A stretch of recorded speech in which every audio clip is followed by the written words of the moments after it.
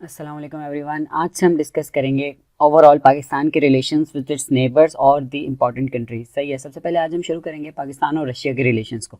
अच्छा, ये वीडियो काफ़ी सारे पार्ट्स में होंगी। ठीक है, सबसे पहले हम डिस्कस करेंगे कि क्या क्यों हमने चूज़ किया यूएस को ओवर यूएसएसआर। ठीक है, वहीं से शुरुआत होती है। ज़ाहिर है जब पाकिस्तान की इंसेप्शन हुई वहाँ से एक ओवरऑल रिलेशंस की शुरुआत होती है पाकिस्तान की। फिर आगे देखेंगे हम हिस्टोरिकल मिस्ट्रस्ट क्या रहे हैं पाकिस्तान और रशिया के दरमियान। ठीक है, इसी तरीके से कहाँ पर वो पॉइंट ऑफ चेंज आया जहाँ पाकिस्तान ने समझा कि उसको अपने रिलेशंस को डाइवर्स करने की ज़रूरत है। और फिर हम देखेंगे कि क्या रीजंस थे उसके पीछे, और उसके बाद एक टाइमलाइन देखेंगे ब्रीफ पहली वीडियो के अंदर। उसके बाद हम उसके आगे कन्वर्जिंग पॉइंट्स देखेंगे, बेनिफिट्स फॉर पाकिस्तान देखेंगे, बेनिफिट्स फॉर रशिया, क्यों कन्वर्ज हो रहे हैं ये दोनों कंट्रीज़। ठीक है, इस तरह ओवरऑल हम पाकिस्तान और रशिया के रिलेशन देखेंगे, फिर इम्प्लीकेशन देखेंगे, और इस तरीके से हम मतलब रोड ब्लॉक्स और कंक्लूजन देखेंगे। तो एक पूरा हमें समझ बैकग्राउंड भी देखेंगे, सारी चीज़ें समझ आ जाएंगी। ओवरऑल बेसिक से लेके फ्यूचर प्रॉस्पेक्ट्स तक पाकिस्तान और रशिया के रिलेशंस को हमें समझ आ जाएगा। तो लेट्स स्टार्ट अवर टॉपिक।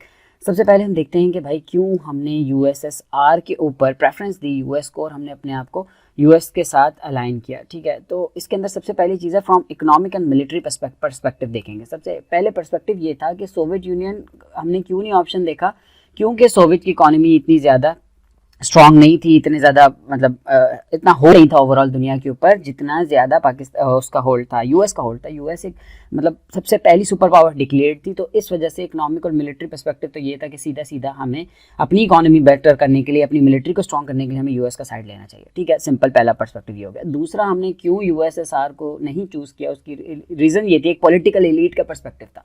पहले तो इकोनॉमिक और मिलिट्री लेंस हो गया, फिर आ गया आपका पॉलिटिकल एलीट पर्सपेक्टिव। एलीट का पर्सपेक्टिव ये था कि पॉलिटिकल एलीट ने क्या हमेशा से उनकी जो टिल्ट रहा है, उनकी टेंडेंसी रही है वो डेमोक्रेसी की तरफ रही है। और डेमोक्रेसी उन्हीं कंट्रीज में था जिनमें कैपिटलिज्म था। हमारा जो कॉलोनियलिज्म का दौर था, जो कि हमारे ग्रेट लीडर्स थे वो सारे ब्रिटेन से आना जाना होता था उनका, तो इस वजह से उनका डेमोक्रेसी की तरफ ज़्यादा प्रोपेंसिटी थी। सही है। इसी तरह नर्चर्ड वार्म वाटर का एक्सेस थ्योरी, मतलब सारी चीज़ें हमारी वहीं पे अलाइन थी हमारी पॉलिटिकल एलीट की, जो ज़ाहिर कायदे आज़म हो गए और इस तरीके से जितने भी लियाकत अली खान वो सारे वेस्ट की तरफ ही थे, कोई भी यूएसएसआर की तरफ तो वैसे भी ट्रिल नहीं था। फिर आ गया फ्रॉम रिलीजियस एलीट पर्सपेक्टिव। पहला रीज़न हमारा इकोनॉमिक पर्सपेक्टिव, फिर पॉलिटिकल एलीट, फिर रिलीजियस एलीट का क्या था भाई, सिंपल इसको मतलब बड़ा ज़्यादा रेलेवेंट इसमें एक्सप्लेन किया। God fearing American are better than the godless Soviets.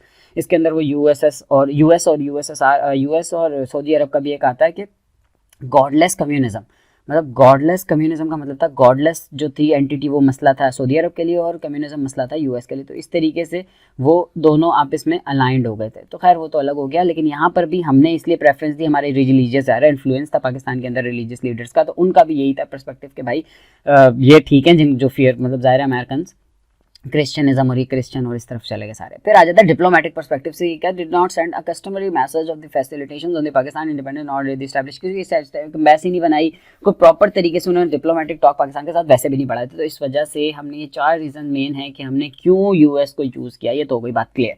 फिर देखते हैं हिस्टोरिकली क्या इशूज़ थे, historical mistrust between Russia and Pakistan. तो ये ओवरऑल हिस्ट्री हो जाएगी हमारी, आगे भी हम देख सकते हैं ओवरऑल टाइम लाइन तो देखेंगे जहाँ से कन्वर्जन शुरू हुई, ये ओवरऑल मिसट्रस्ट कहाँ पे शुरू हुआ। सबसे पहला मिसट्रस्ट वहाँ शुरू हुआ जब हमने यूएस को अपनी मिलिट्री बेसिस दे दी हैं, यूएस को हमने बेसिस फराम कर दी, air bases and intelligence asset के लिए पाकिस्तान ने अपनी एंटिटी खोल दी 50s के अंदर। ठीक है, फिर 60 के अंदर एक U2 क्राइसिस हुआ 1960 के अंदर। ठीक है, जब U2 क्राइसिस, एक ये सीन है कि यहाँ पर हुआ ये था कि पाकिस्तान से एक तैयारा उड़ा था, U2 उसका नाम था, वो अमेरिकन प्लेन था।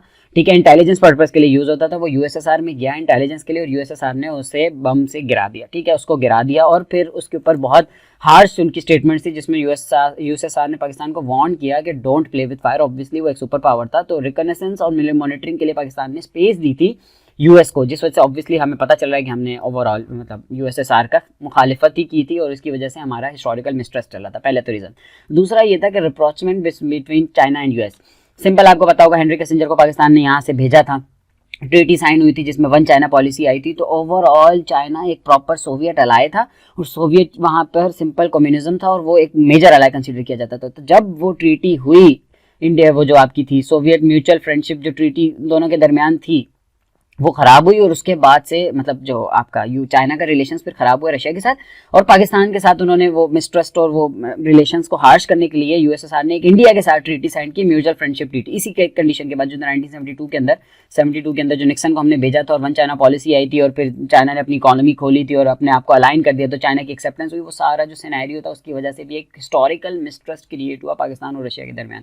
ठीक है, इसी तरीके से रशिया वीटो करता रहा पाकिस्तान के रेजोल्यूशंस को यूएनएससी के अंदर। फिर आ जाता सोवियत इन्वेडेड अफगानिस्तान। ये तो सिंपल आपको सब पता ही है। थर्ड रीजन के अफगान जहाद में तो हमने फ्रंट लाइन स्टेट का किरदार अदा किया पाकिस्तान ने इन सोवियत वॉर जो अफगानिस्तान के अंदर हुई थी। ठीक है, ये तो रीजन बहुत मेन है। ऑब्वियसली हम जो रशिया को छोड़ना पड़ा वहाँ से, तो उसके पीछे रीजन तो यही समझा जाता था ना कि पाकिस्तान ने फैसिलिटी किया, ISI थी, फिर मुजाहिदीन की सपोर्ट थी, जिहादी यहाँ से जाते थे, तो वो पूरा अफगान चैप्टर जो था ना उसकी वजह से मिसट्रस्ट क्रिएट रहा है पाकिस्तान और रशिया के दरमियान। अभी हम हिस्टोरिकल पर्सपेक्टिव देख रहे हैं। फिर आ जाता है post cold war. Post cold war के अंदर ओवरऑल हमने वॉर और टेरर के अंदर हमें नॉन नेटो अलाय करार दिया था ना 2003 के अंदर। तो उसका भी यही मतलब था कि पाकिस्तान इतना टिल्ट हो गया था यूएस की तरफ के, ऑब्वियसली रशिया से तो बना ही नहीं सकता था अच्छे रिलेशंस। तो यही बात थी कि सेंट्रल गेम अफगानिस्तान और वो जो पूरा हमारा स्ट्रेटेजिक डेप्थ का कॉन्सेप्ट है वो उस रीजंस की वजह से हमारा जो हिस्टोरिकल मिसट्रस्ट रहा है रशिया और पाकिस्तान का। तो ये आपको एक ओवरऑल ब्रीफ सी अंडरस्टैंडिंग हो गई होगी रशिया और पाकिस्तान के हिस्टोरिकल कॉन्टेक्स्ट की।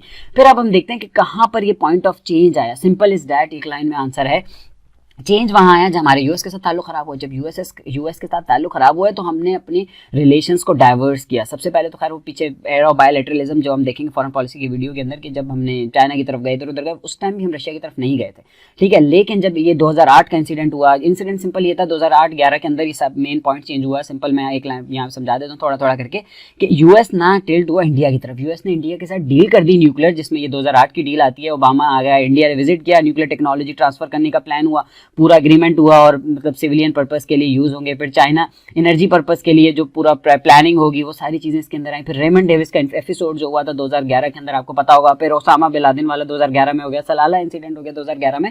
तो ओवरऑल पाकिस्तान ने नेटो की सप्लाई बंद कर दी थी अफगानिस्तान के अंदर और रिलेशंस खराब हो गए थे यूएस के पाकिस्तान के साथ। ट्रंप का अराइवल हुआ, ट्रंप ने भी स्केप गोटिंग की पाकिस्तान को, ब्लेम गेम चल है।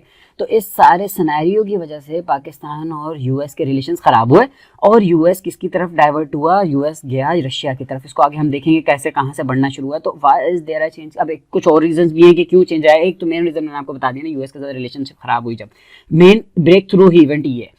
फिर कुछ और रीजंस भी हैं कि shifting of strategic tectonic plates, overall world का सिनेरियो भी चेंज हो रहा है। उसमें कौन कौन से मेजर प्लेयर हैं हम तो ज़ाहिर है ऑब्वियसली पाकिस्तान में, तो हम पाकिस्तान को डिस्कस करेंगे। रशिया, चाइना, यूएस तो मेन 3 की अलाय हैं जो कि अब वर्ल्ड को शेप कर रहे हैं करंटली भी। सही है। फिर इसके अंदर रीजन जो हमने मेन देखा, rise of US China cold war in the reason.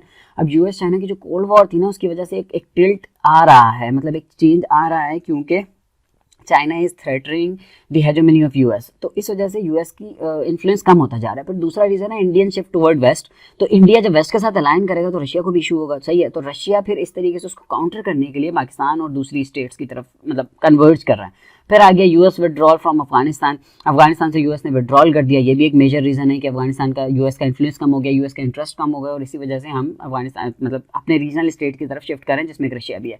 फिर Chinese plan of BRI and Pakistan dominate position in it, जो जियो इकोनॉमिक्स का कॉन्सेप्ट है वो मैंने काफ़ी सारी वीडियोस बनाई है जियो इकोनॉमिक्स के ऊपर।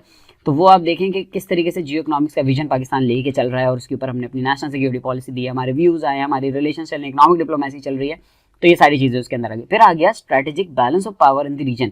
अब सीन ये है कि साउथ एशिया के अंदर हमेशा से बैलेंस ऑफ पावर का इशू रहा है पाकिस्तान और इंडिया की राइवलरी की वजह से, जो कि हम काफ़ी दफ़ा एक्सप्लेन कर चुके हैं। IR के लेंस से भी साउथ एशिया को हम देखते हैं जिसमें न्यूक्लियर रिलेशंस ये सारी चीज़ें आती है। और फिर एनर्जी पॉलिटिक्स भी चेंज हो रही है। ये तो 2022 में बहुत ज़्यादा एविडेंट हो गया कि किस तरीके से एनर्जी क्राइसिस आया, एनर्जी के इश्यूज चल रहे हैं। ठीक है, तो ओवरऑल हमने देखा कि क्यों चेंज आ रहा है। ठीक है, और मिसट्रस्ट देखा, क्यों अलाइनमेंट किया हमने यूएस की वेस्ट के साथ, हमने क्यों अलाइन किया पाकिस्तान ने। फिर यूएस और पाकिस्तान के हिस्टोरिकल मिसट्रस्ट क्या थे और फिर कहाँ से वो एक पॉइंट ऑफ चेंज आया, क्या रीजंस थी, ग्लोबल शिफ्ट और वो। इसके बाद हम देखेंगे कि आगे की वीडियोस में कि कहाँ से पाकिस्तान और रशिया के रिलेशन शुरू होते हैं, क्या कन्वर्जिंग पॉइंट्स हैं, किस बिहाफ पे बेनिफिट्स क्या हो सकते हैं और किस तरीके से आगे जाके हम हमारे रिलेशंस इवॉल्व होंगे। तो that's all for today. This is the first part of our video. Thank you so much for listening. अल्लाह हाफिज़।